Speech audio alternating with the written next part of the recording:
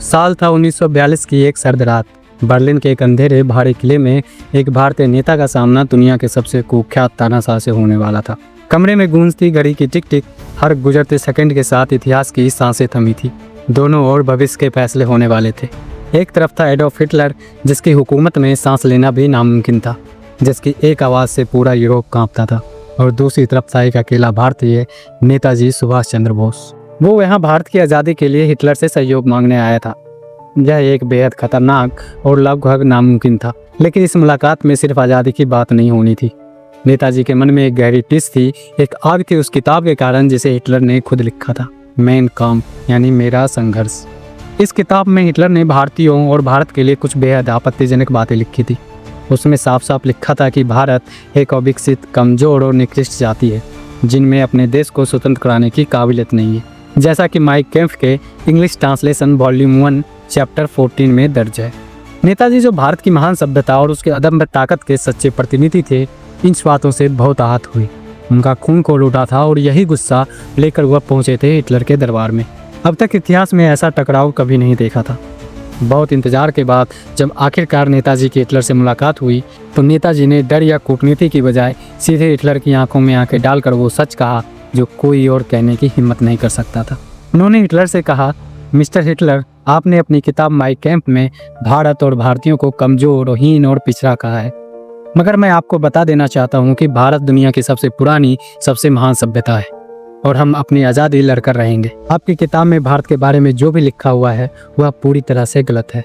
Hitler जो अक्सर दूसरों को डरा देता था, जिसकी एक आवाज़ पर लाखों सैनिक कांपते थे, नेताजी की आंखों की चमक और उनके आत्मविश्वास को देखकर सचमुच चुप सा हो गए।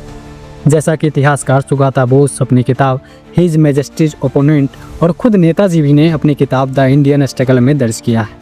हिटलर ने शुरुआत में सफाई दी। उसने कहा कि मैंने माई कैंप में जो लिखा वह मेरी उस समय की सोच थी, जब मैं भारत और भारतीय संस्कृति के बारे में बहुत ज़्यादा नहीं जानता था। आज जब मैं आपसे मिल रहा हूँ तो मुझे एहसास हो रहा है कि भारतीय नेतृत्व में कितनी शक्ति और कितना गर्व है। नेताजी पहले भारतीय थे जिन्होंने नाजी तानाशाह की आंखों में आंखें डालकर उसकी सोच की चुनौती दी और अपने देश का स्वाभिमान मनवाया। इसके बाद नेताजी ने अपनी असली कूटनीति का परिचय दिया।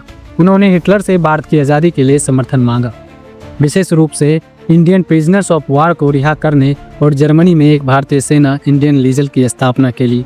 हिटलर ने नेताजी के हौसलों, उनके तार्किक तर्क और उनके अटूट आत्मविश्वास को देखकर उनकी मांगों को आंशिक रूप से स्वीकार कर लिया।